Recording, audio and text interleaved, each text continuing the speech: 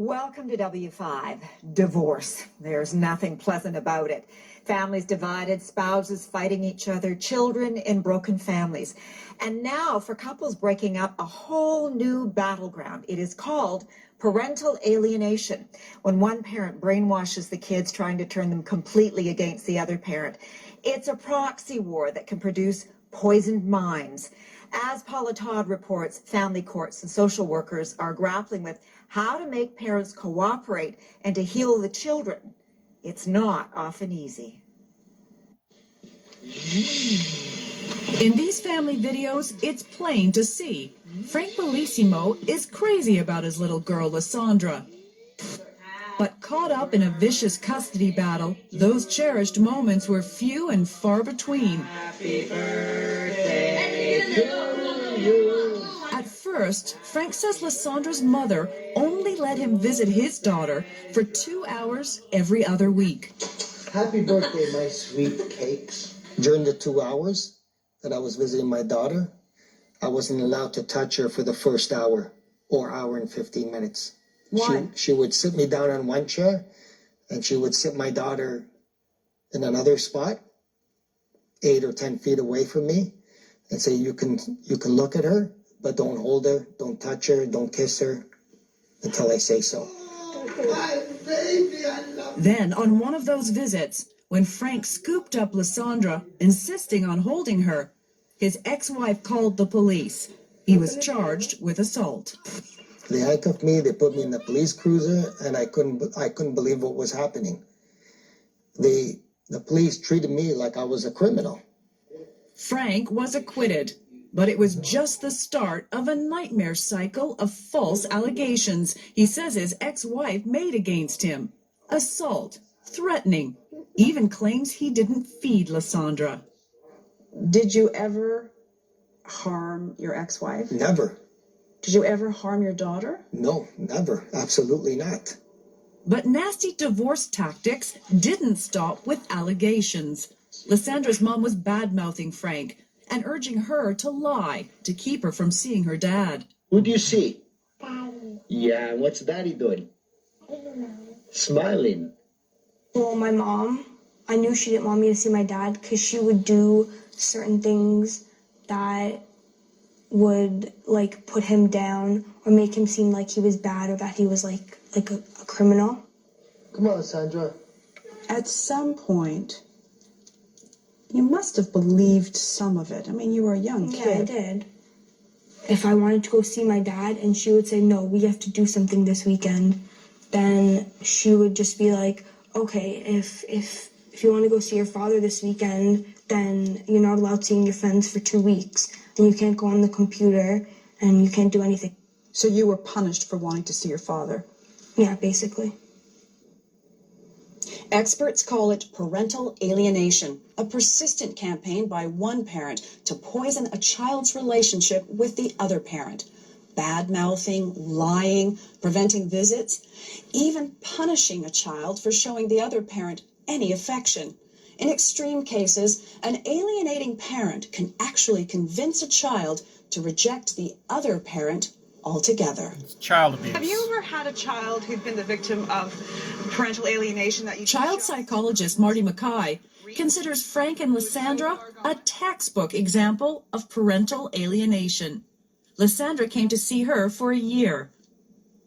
In this recent assessment, Mackay writes, I had concluded your mother was attempting to alienate you from your father and had attempted to involve me and other persons and agencies in assisting her in confirming accusations against your father.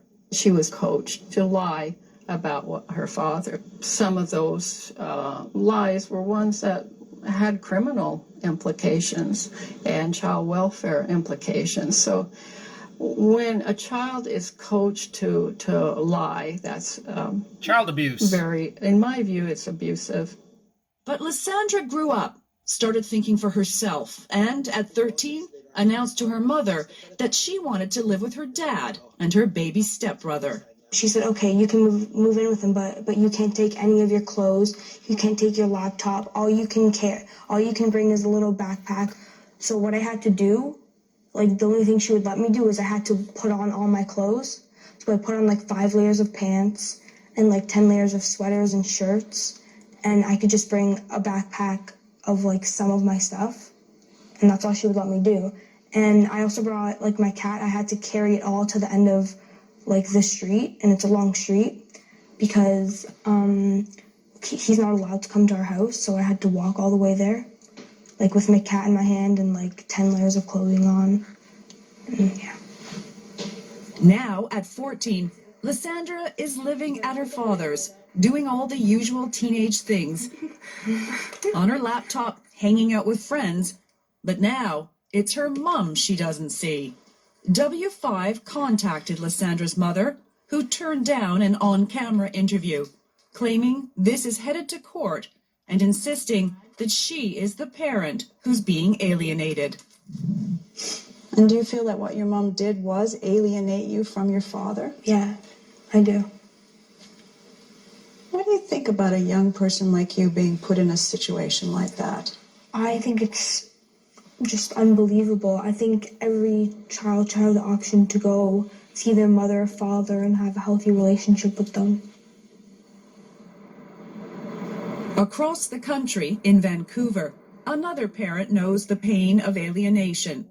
Pamela Richardson's marriage dissolved when her little boy Dash was a toddler. He was a delight. He was a lovely little boy, and he loved his mother and his father equally, as all children do. Yep. But Pamela's ex-husband Peter waged a savage custody war, using Dash as a weapon. A war he won, despite having problems with alcohol and drugs that affected his parenting. How did he wind up with sole custody of Dash? Well, that's the million-dollar question, isn't it? And I guess I can say, in a nutshell, he was a very well-known criminal lawyer in the court system in Vancouver. And he was known by all the judges because judges are lawyers first, remember? And he knew the system. So Dash lived with his father, but Pamela was supposed to get to see Dash half the time. Still, Peter got away year after year with denying Pamela visits with her son. I wouldn't see Dash for, a number of months, and not without me trying, not without me doing all the classic things that parental alienated parents do: cookies on the doorstep, faxes, phone calls, notes, trying to see him at friends' houses, you name it. You do everything you possibly can to try and keep that thread of a relationship alive. And time after time, you would go back to court to try to enforce your access. And how valuable was that paper that said you were entitled to see your son? Worthless. It was worth nothing. Worthless. What's the longest time you went without seeing your son? There was a period of 2 years, and I added up the hours, and it came to 24. 2 years. That's an hour a month. What did you miss? 2 years of his life. Illness, struggles with homework, parent-teacher nights. I was also not allowed at the school or to visit the doctor or dentist with him. As the years passed, Pamela realized her once carefree little boy, the son who loved times with his mum, was falling victim to what she calls a kidnapped mind, with too few moments like this, turning anxious and nervous with a father who was poisoning him against his mother. I used to phone and phone and phone, and for any parent that goes through this, and if they're listening now, I'm sure they can appreciate how difficult emotionally it is. Yep. To keep trying, to not give up, to not walk away. He stopped calling you mom. He called you terrible things like bitch and whore, and did it frequently. Well, there was a lot of abusive language. What do you think it would take a little boy who loved his mom to become this rude, abusive child who refuses to see you? What parents capable of this kind of abuse do is they use custody as an opportunity to isolate the child and program them. Dash was a teen now, alienated and isolated from his mother for years. He began to spiral down, failing grades, skipped school, and signs of depression. Comments like, if I was alone, I'd jump out of the school window. But he was out skateboarding till 2, 3, 4 in the morning. And it seemed like there was no control, no supervision. And it frightened me to death. What would Peter do? He would deny it. He's fine. Yep. He's fine.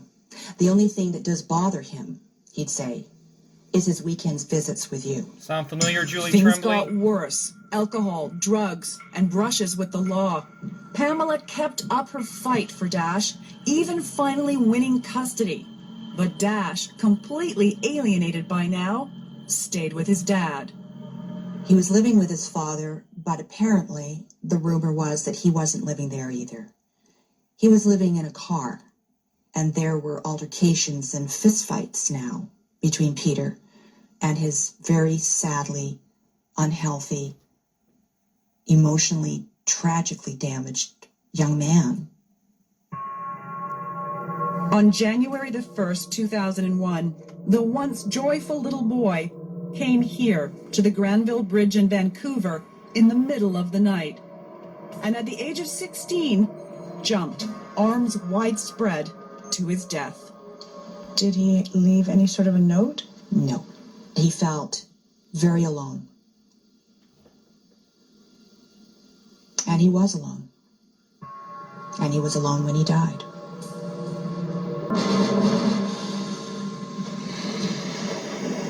Pamela Richardson lives every day with thoughts of the son she lost, a son who jumped to his death from this bridge in Vancouver. You never recover from any child dying. Dash took his own life after years of emotional abuse, the victim of parental alienation, a campaign by his father Peter to turn him against his mother in a battle over custody. One thing I did know is that I'd given it everything I had. And more. So there was no guilt.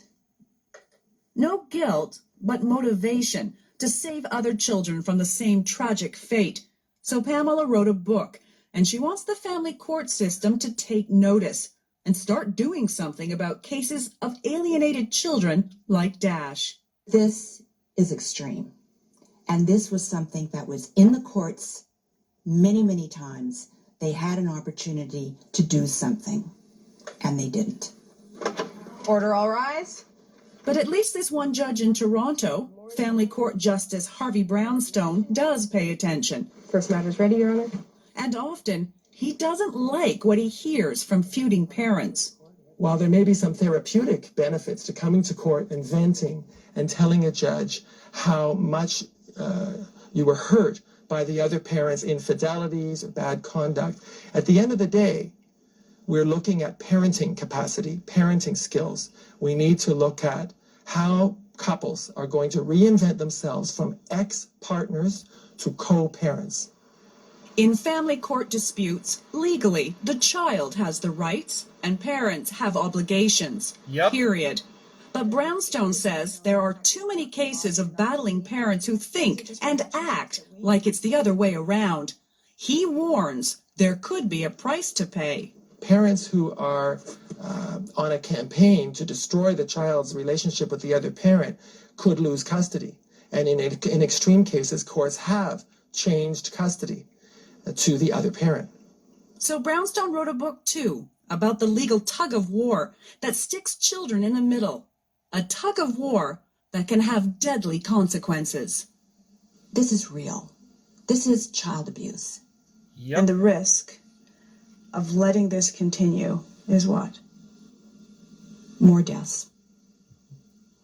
Tragedy is too often the end of the story for children in high conflict custody battles.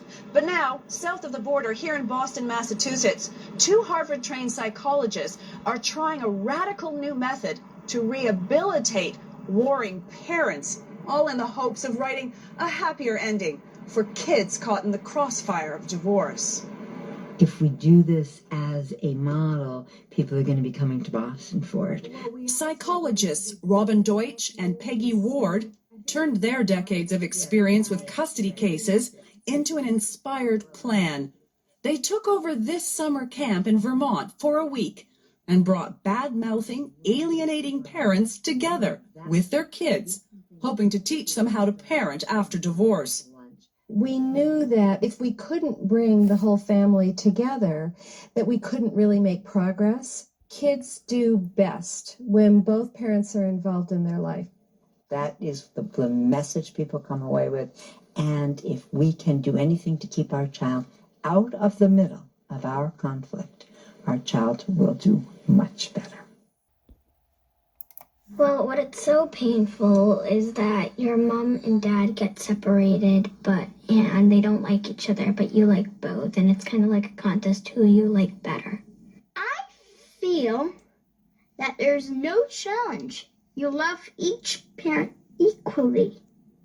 And you do, don't you? Yes, I do.